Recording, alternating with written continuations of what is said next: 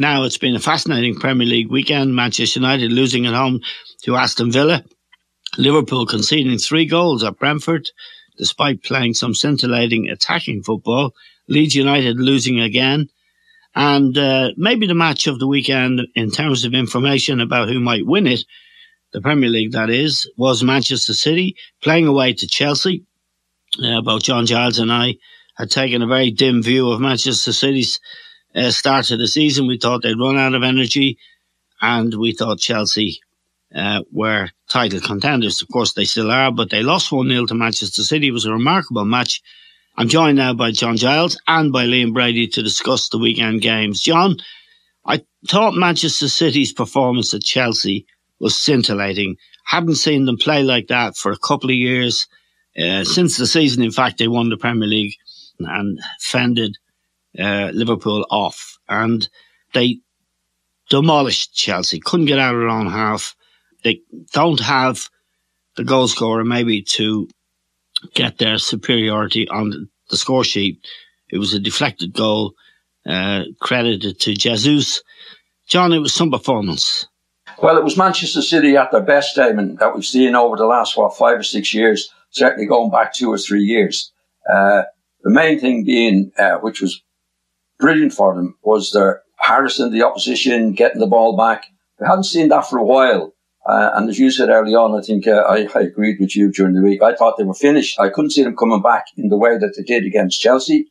I fancy Chelsea, but it was a great performance, particularly when they didn't have the ball.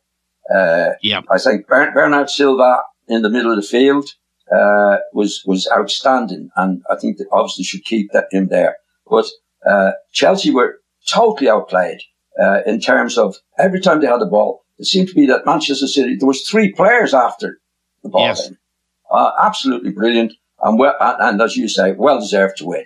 Yeah, Liam, the pressing game that Barcelona used to play under Pep, and that City at their best play, they hadn't really done that, in my opinion, with the same resolution and vigour. They haven't been doing that for a while, but they penned Chelsea in their own half with incredible energy, and I thought maybe at half-time they'd ease off. They didn't. They went again. It was a very, very striking performance. It was, Eamon, and if you're going to play that kind of pressing game, everybody's got to get after the ball. And I think in recent weeks we've seen bits and pieces of it, but you haven't seen the players buy into it like they did on Saturday. They were all at it. Nobody let the chain break. Yes. When one went, the next one followed, and so on. And as you said, they did that relentlessly, maybe for 75 minutes. The last 15 minutes, I thought Chelsea came into it when they made a couple of substitutions, but Edison in goal was a match for what Chelsea had to offer.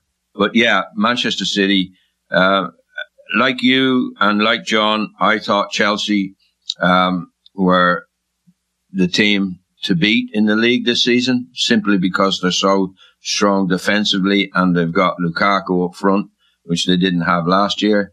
But it was a setback for Chelsea. And, Tuchel was very honest after the game about what let them down. He said they didn't really know what their game plan was, in as much as that they never really got out of their half with passing. They didn't have the conviction to go and play against Man City. I think they were rattled by how City played. Yeah, John, Thomas Tuchel went with Lukaku up front and Werner, the guy they signed from Leipzig, who has really had a very bad time since he's been there. But it didn't work. They'd left Mason Mount out. That didn't work. And what really surprised me about Tuchel was that when City were so successfully pressing them in their own half, and don't forget the match was played at Chelsea, they didn't try to use the long ball to break the press. They couldn't break the press with passing, but there's always the option, isn't there, of playing it up to Lukaku and maybe using Werner's pace. But they didn't even really get that off the ground. They didn't have any answer. No, they didn't, Damon. And I think that could have been an answer. It could be the answer to a lot of teams that I see play that could do that and don't do it. Yeah. And Chelsea obviously are doing that week in and week out. And I think it's very, very hard then to change it for one particular match. I mean, they were caught, maybe if it was to play City again next week, then they might say, okay, this is what we do when we get it up earlier. But they're not used to it at the moment. None of the teams are. So they were caught. They should have knocked it long when they were being dispossessed as much as they were. But the teams are so used to playing it out from the back, aiming that now. Yeah. It's going to be a long time, I think, before they use a target man.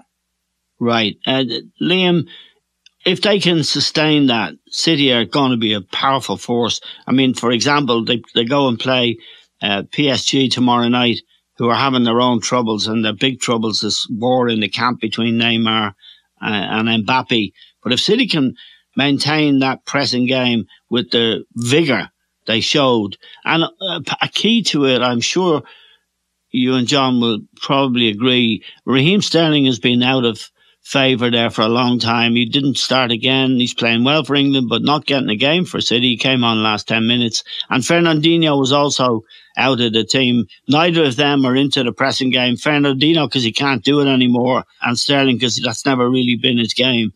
So City have to be taken very seriously now again. Oh, absolutely, Eamon. They were never written off in my eyes. I thought they haven't replaced Aguero. They haven't got that goal scorer. Yeah. They tried to get Harry Kane, but didn't get him.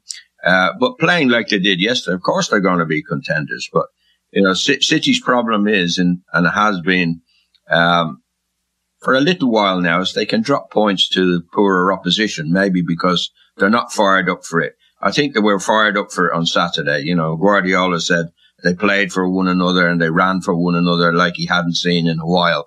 And that's what he's going to demand. They're certainly contenders, as are Liverpool. Maybe not Manchester United, but we'll go on to them. We'll go on to them in a Chelsea, minute. Liam. It's extraordinary. He's made a great start, including winning the Champions League and beating Manchester City in the last 3 meetings between the sides. He was posed a problem yesterday, on Saturday rather, that he couldn't answer, Thomas Tuchel. He's going to have to find an answer, isn't he? Yeah. Well, his record against Guardiola is very good. I think he's played him 3 times and beat him 3 times. But his tactics didn't work, and I think Guardiola got the measure of him the other day. But he had such poor performances as well. We were raving about N'Golo Kante last week, weren't we? He took him off. He was dispossessed constantly, yes. Eamon. He could hardly hold on to the ball. And I don't like Tino Werner in the side, I have to admit. I think he's game and he can run, but his quality is really lacking. And I think Tuchel picking him made a mistake. Yeah. I think it was a gamble. He'd never played the two of them up front centrally before. And if he was going to play the two of them, a long ball, maybe Lukaku winning it and Werner using his pace, that kind of thing. But they never even got to that. Let's move on, John, to... So, and before you go there, it's okay saying they haven't got the tactics to do it. I mean, City's tactics weren't what you would call, we played 3-4-3 or that. Their tactic was that every time a Chelsea player had the ball, they were going to harass him, they were going to get after him, and it's very hard to play against that. And the fact was, if City continued to do that, even though, say, they play Chelsea next week and Chelsea know that's what they're going to do, it's still very, very difficult to stop, because it's so basic. It's nothing about skill. It's just attitude, get after them all over the pitch and use the energy. And I think that's why Sterling is much better off out of the team. He's not doing that anymore, Eamon. And I think he's right even to get rid of him. So if they keep continuing with that intensity, Eamon, which they have to do week in and week out, then it'd be very, very difficult to stop by any of the teams. And I'm going back on what it said last week. And I thought I hadn't seen them do that before for a long time. And I thought they'd gone. But if they continue to do that, then they're serious contenders again. Right. Now, John, Manchester United, Aston Villa. I thought Villa played really well, actually, right throughout the 90 minutes. They got a goal, again, a set-piece goal, and Manchester United missed a penalty in the last minute. Fernandes ballooned it over the bar. It was an amazing miss, really. And Ronaldo was standing there with his hands on his hips. I think there might be a new penalty taker next time United get one. But they're poor, John, aren't they, United? They're only a point behind Liverpool alongside Manchester City and Chelsea, as it happens. But I don't think that's a fair reflection of where Ole Gunnar Solskjaer's team is. Do you? No, I did. Actually, I'll have to admit, I didn't see the game. Right. I didn't see the game, but I saw Solskjaer's comments after the match, and it was nothing but a long moan about this was offside, this fella could have been offside, and that, and all that various things. It's if United are going to be serious contenders, I mean, they're going to be getting something out of a match like this. Villa were good, and they have been good for a while. There's no doubt about that. But you can't go with the inconsistency that United have shown again this season. I know it's only fairly near the start, but you have to be consistent if you're going to go on and do it, especially against Liverpool and Manchester City get picking up, and Chelsea. So I don't think it's been a good start for Manchester United at all this season. No, Liam, Fred and McTominay both in midfield. I thought Ole Gunnar Solskjaer had a case for one of the Villa players obstructing De Gea or interfering with play when the goal was scored. Nevertheless, I thought in the general run of play over the 90 minutes, Villa were every bit as good and maybe better, and the way they moved the ball and just deserved winners. Yeah, they had the more clear-cut chances. Yeah. I mean, you take away the penalty, United didn't really create that much. I thought Greenwood was a little bit greedy at times. He could have played Ronaldo in, couldn't he? Yeah, he could have played Ronaldo in once. He could have played Fernandes in once, but he chose to ignore them. Maybe because he thinks, well, you know, I need to get on the score sheet if I'm going to keep my place. And they're not a team, Eamon. They're not a together set of players. Yeah, there are a lot of individuals. I'm not too sure, you know, Ronaldo will get his fair share of goals, but I'm not too sure he's going to win them the league. I think I said that last week. I think they're weak in midfield, as you said, McTominay and Fred. You know, John McGinn for Aston Villa was easily the best player on the pitch. Yes. You know, and they have Pogba playing in that position. He didn't contribute that much either. I do agree with you that De Gea might have been obstructed for the goal, although it was a very good header. But Villa deserved it, I think. And United have got problems. I don't think he knows his best team. And I think it's full of kind of names. You know, they how much do they pay for Sancho? About 90 million? He can't get in the side just yet. And he can't get in the side. And then there's the lad, Danny de Beek, from Ajax. And de Beek, 40 million. He hasn't got in the side. You know, it's a strange situation at Old Trafford. I think they've got too many star players, but they haven't got a team. No, that's right. Can I just say something there? Yes. I have to ask the question, a real serious question. Is the manager making the decisions on these players? My feeling is no. Yeah. That he's not in charge of bringing these players in. I just honestly believe that the players that they brought in are from the director of football or somebody else in the club, but not the manager. Yeah. And Sancho, I mean, I spoke to Didi at length about him. I don't know if Liam did during the summer, but I asked Didi what he was like. And he said he's really top-notch player. But we haven't seen him yet, because if you don't start, you've no chance of proving anything, have you? I want to move on to Liverpool, John. Playing away to Brentford. I thought their passing and forward play and attacking play was scintillating. Still not putting away the chances. They could have scored 6 goals on the day. Salah acting a maggot, trying to chip the keeper, would have put the game to bed. But Brentford, and they've got a new manager, Danish man, Thomas Frank. I thought Brentford were very impressive indeed. The way they were set up, their energy, their belief. No sitting back, 10 behind the ball against Liverpool. They went for everything, and they were good value for the draw in the end. Well, they're very good, Eamon. I think I saw them the week before. Did they play Wolves the week before? Yeah, they did, and won 2-0, yeah. And they were excellent. They well deserved it. They were a different team. They played 2 lads up front who were very good. And you know, they have a go. They're not sitting back. They didn't. I think they said after the match, that's the way the manager believes, that whether it be Liverpool or Manchester or anybody, you know, when they have a chance to attack, they're going to do so, which they did. I mean, Liverpool should have put it away, really, with the goal scorers they have. But you'd have to give full marks to Brentford for their attitude and the way they approach the game. Yeah. Liam, Liverpool's goals, they're conceding a lot of goals, really. Far too many, you'd think. They've conceded 5 goals away from home. They scored 9. But the goals were on the far post where Trent Alexander-Arnold, who is scintillating on the ball, brilliant, but he cannot defend. And all 3 goals came from Brentford overloading on the back post and Alexander really not being at the races with them. Well, I wouldn't totally agree with you there, Eamon. Okay. They did target the back post, but, they got Matip in there. He's supposed to help us fullback out. He wasn't really at it. They were getting the better of him. I've seen Van Dijk have better games in the air, Eamon. He got bullied a bit by Ivan Toney, the Brentford centre forward. Yeah.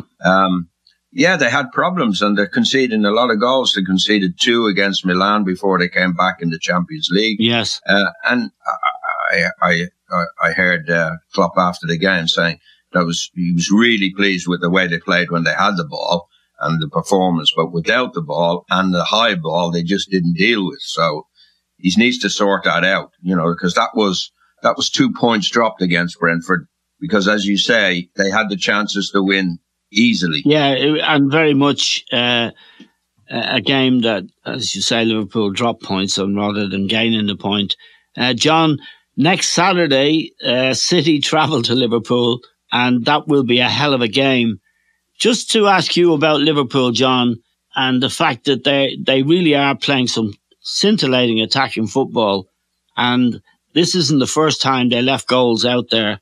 But they did leave goals out against Brentford that they should have scored. Yeah, they should on the play aim, and they should have won the match. Yeah, but again, as Liam said, you say you can't concede goals, Eamon. I'd like to see them. Well, I think they're missing a player in midfield, Eamon, that can spot it before it happens and get a grip of the ball and a grip of the game. Yeah. Instead of it being you attack, we attack. I mean, the ideal thing is when you attack, you keep the ball next to them. You don't let the opposition attack. I don't think they have anybody in the team. Well, Fabinho should be able to do that. I mean, at his best, and he's looked a bit off the boil, Fabinho, at his best, he's a very, very good midfield player. But the person you might think is missing, I certainly do, is Wijnaldum. He got a lot of stuff done. I mean, Fabinho can't get a grip of the ball on the game. No. He's okay. He's a good player, good all-round player. But he's not the type of player that can spot. This is going to happen. Have to get a hold of the ball. Little pass here, little pass there. You can't do that. Henderson can't do it either.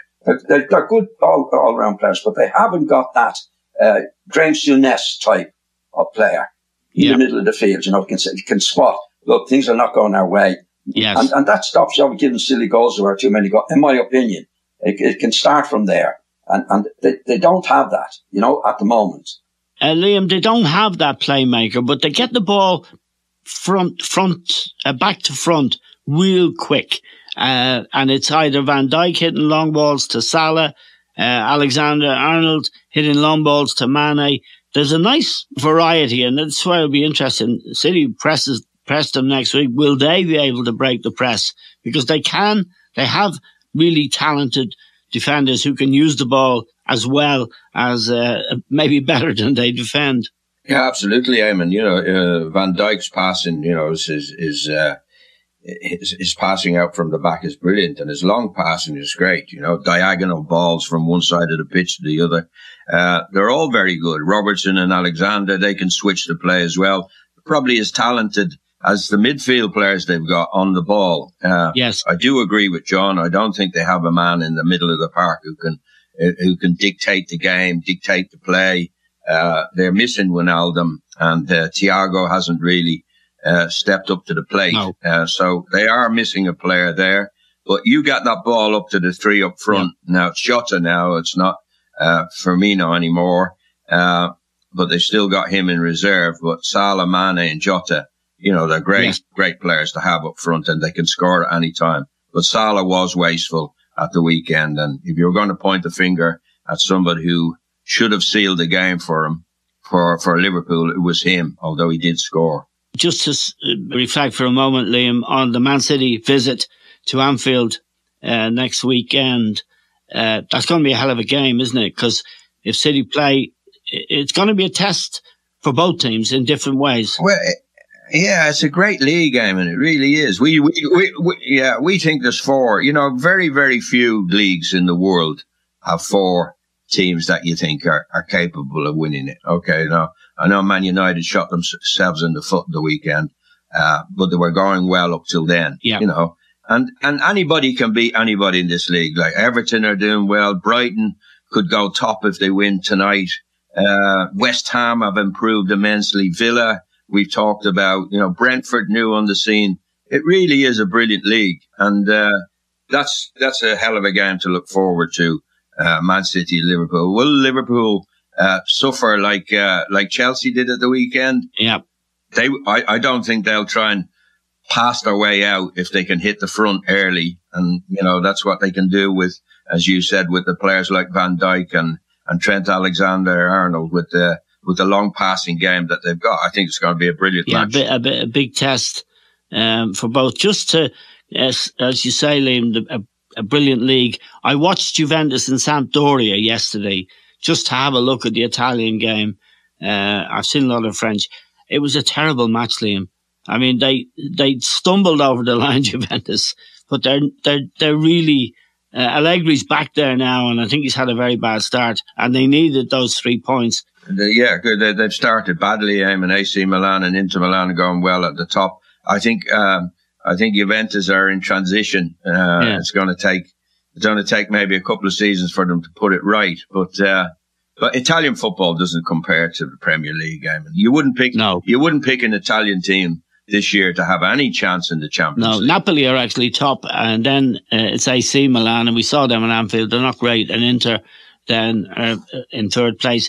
John, just to move on to Leeds United, West Ham. Leeds are in trouble, John. They're in the bottom three. They've got 3 points from 6 games, and you were looking at them with your white shirt on Saturday. He's in a bit of bother, isn't he? Well, they've had a bad start, Eamon, that's for sure. You know, if you're not getting the results, you're in the bottom three, which is awful. On Saturday, the West Ham played well. Definitely deserved. But Leeds are doing what they did last year, which is to go when they get the opportunity to do it. Eamon, it's still attractive to watch, but losing too many matches. West Ham are a good side now, Eamon. They're strong. He's changed the culture there, yes. Oh, very good. Antonio up front scored another good goal. They're a big, strong team, and they're very, very hard to beat. I think Leeds went one in front, but they never looked like winning the match, particularly in the second half. You know, West Ham were always coming at them. They couldn't get a hold of the ball, and West Ham deserved to beat them in the long run. Yeah, Liam, David Moyes has done a brilliant job at West Ham, hasn't he? He's changed the culture there in a big way. He's got some strong, athletic players. They're not the sort of easy pushover they used to be, and that's quite an achievement, isn't it? Oh yeah, he's done a great job. You know. The fans didn't really want him when the West Ham took him back, Eamon, but he was the right man to keep them up, and he kept them up, and now he's improved. I actually think they're allowing him to buy the players, which I think at West Ham hasn't been the case for a number of years. You know, Sullivan and Gold wanted to have their say who was coming in, and I think now they've trusted David Moyes to go and do it, and he's got some really good players, particularly from the Czech Republic. He's got a very good goalkeeper in Fabianski. He does well week in, week out. And as John says, Antonio is really playing well this season. He's a handful, and it was a brilliant goal that he got. Leeds had umpteen chances early on in the game. They started like they were a house on fire in the first half hour. They could have had 2 or 3 goals. But when you're in a fragile mindset, I think going into that last half hour of a match and you haven't put it away, and you've had all those chances, I think the doubts began to creep in, and the defending for the equaliser, it a deflected goal. It was a bit of an unlucky goal to concede. But the defendant, Cooper, I think the lad's name, he just strolled out to close somebody down. He let Bowen get turned on the ball. He didn't show the attitude. He didn't show the energy to go and, hang on to the result that they badly needed. Yeah. And if you look at Leeds' problems, I think they're in that back four and the goalkeeper. Yeah. I just want to talk to you now, Liam, about Arsenal and Spurs, to both of you, actually. But I'll start with you, Liam. I really fancied Spurs on paper before the match. They were 3-0 down very, very quickly after half an hour. Just after 34 minutes, they were 3-0 down. Smith Rowe, impressive. Saka, impressive. And he's not had an easy time. It's not easy to manage Arsenal, Mikel Arteta, but he certainly got a tune out of them in the last couple of weeks. They went away and won at Burnley. And that was a very good win in that local derby, because no one knows more than you how intense that can be. But Spurs didn't show up, did they? No, absolutely not. Arsenal were the confident side going into the game, where Spurs have had a really bad time over the last few weeks. They started the season well. I think it probably flattered them where they were to have won 3 games after 3, and to be top of the league.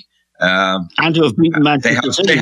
They had no midfield. It's not often that I'm able to say to you that Arsenal totally dominated the midfield, because Arsenal problems really lie in midfield, but they actually dominated Spurs midfield. Spurs midfield was non-existent. Now, John, Harry Kane, after a summer of speculation and a good summer with England, supposed to be going to Manchester City, but no go. I didn't think he was having a go yesterday, John. I think he might be demoralised. He is a great player, great goal scorer, great leader of that team, really. But he didn't show up yesterday. No, I think what he went through in the summer, was he going, was he staying, the row with Levy. I wouldn't, to be honest, go through that. I wouldn't expect him to play well at all. No. And he's not. But, his head must have been all over the place during the summer. There was a row going on. Was he going to leave? The supporters were going to turn on him. It was just, there's no way his head could be right, Eamon. And, there's no doubt Arsenal totally outplayed them. Their attitude was good. They got on the ball. Dele Alli, I subbed again, I think, at half-time. Half-time, yeah. Yeah, pain in the backside. So I was impressed with Arsenal. There was an honesty about them. They deserved to do it. They could have won by more. I think they sat back a little bit when they went to 3-0 up to let Spurs in a little bit. But overall, it was a much, much better performance from Arsenal than Spurs. Well deserved to win. Well deserved. Yeah, Daniel Levy has a problem on his hands, and I don't think too many people will feel sorry for him. Just like to finish off, lads, with Brighton. Liam, if they beat Crystal Palace, as you pointed out earlier, if they beat Crystal Palace tonight, they go top of the Premier League. And their coach, Graham Potter, is a fascinating character. He started his coaching in the 2nd division in Sweden, but he went to Swansea and then he's at Brighton. But all last season, when they were playing really good football, weren't able to put scores on the sheet, and they were really in a relegation battle. He never lost his cool. They kept playing their football, and now he's got them to a position without spending fortunes. They're an outstanding team in the Premier League, and they go top tonight. It's a fantastic achievement at that club, and this guy is really impressive, isn't he? He is, Eamon, yeah. They took a chance on him. He'd been a very, very good coach in Sweden at a very unfashionable club, and he'd taken them up through the leagues. And on the back of that, he got the manager's job at Swansea, where he didn't really achieve much. But I think they forgot about Swansea and put that down to the fact that maybe he wasn't supported financially. And Brighton took him to manage, after having had Chris Hughton, who'd done a really brilliant job for them for many seasons. But Chris was very, very defensive minded. I think he saw the game as we won't get beat, and that was his tactics home and away. I think Potter has got a different outlook on the game. He's an attacking manager. as you said last year, didn't have a goal scorer. He seems to be getting more goals out of his team at the moment. He's done a brilliant job. But the club is very, very well run now, Eamon. You know, that club very nearly went out of business. Yes. Very nearly became defunct, out of business totally. But the people down there, they managed to do a great job to keep the club's survival. And this Tony Bloom, the chairman, came in, bought the club, made huge investment in the club, got very professional people across every position in the club. And now they have a top manager, I think, and I think lots of the top teams will be looking at him as well. They've done well in the transfer market, as you say. They've bought well and they haven't spent fortunes. They've done their homework there. And it's an amazing story. If they beat Palace tonight to go top of the league, it's quite incredible. Yeah. John, just to underline that point about Graham Potter, you know, when the going gets tough, young coaches coming through, you'd be tempted to panic. There's never any panic with this guy, never any recriminations with match officials or his players. He keeps his head, he's watching the game, and they're playing football the way you really can play it. He's a most impressive character. And when you're tested most, which he was last year, looking at relegation possibilities, he still stuck to his guns, kept the team playing, and now can take them to the top of the league. So he's a guy to watch, isn't he? Oh, definitely. I mean, actually, a lot of the experienced managers could learn a few lessons from him. Yeah. As you said, when he wasn't doing well last year, there's a few matches he played in, and as we know, he played quite well, didn't get the result. Yeah. There was no moaning, there was no groaning, there was no we were playing too many matches, or we did the VAR did this, or whatever it was that the managers, some of the top managers, moan about immediately after the game. Yeah. There was none of that, which was a great sign for him, for his future in the game. Getting on with the job, doing what he had to do with his own club, let the other clubs get on with it. And he deserves to be where he is. I think he's done a tremendous job. Yeah, and also we mentioned Brentford earlier on. He's a young guy, Danish coach, Thomas Frank. No one's ever heard about him. It's very, just to underline your point, Liam, and we'll finish on this, it's a brilliant league at the moment. And these young coaches coming in with great ideas, no fear, and it only adds to the league, doesn't it? Absolutely, yeah. You know, you've got the old guys like David Moyes is doing well. You've got Rafa Benitez. Let's not forget about Rafa Everton, Eamon. He's on the coattails of the top teams as well. He's done well. I don't think he messes about. Does he? Got that James Rodriguez out the door as soon as he could. And then you've got the contrast with these young coaches. The guy at Southampton, the guy at Brentford, and Potter at Brighton. They're really doing good jobs for their clubs. Yeah. So it's a fascinating league, both top and bottom. You know, Leeds are down there. You would have to say Norwich look destined to go back down again. But Leeds, we don't want to see them going down. They've only just come back up. I think he's a great manager as well, Bielsa. He brings something different to the game. So it's a terrific watch, and I'm looking forward to the game tonight because actually they call this their local derby, Brighton and Palace. So, Palace with Patrick Vieira, he's turned the corner a bit. He's done some good things. So, they have some good players too. So I'm looking forward to that match tonight. Okay, John and Liam, thank you both very, very much.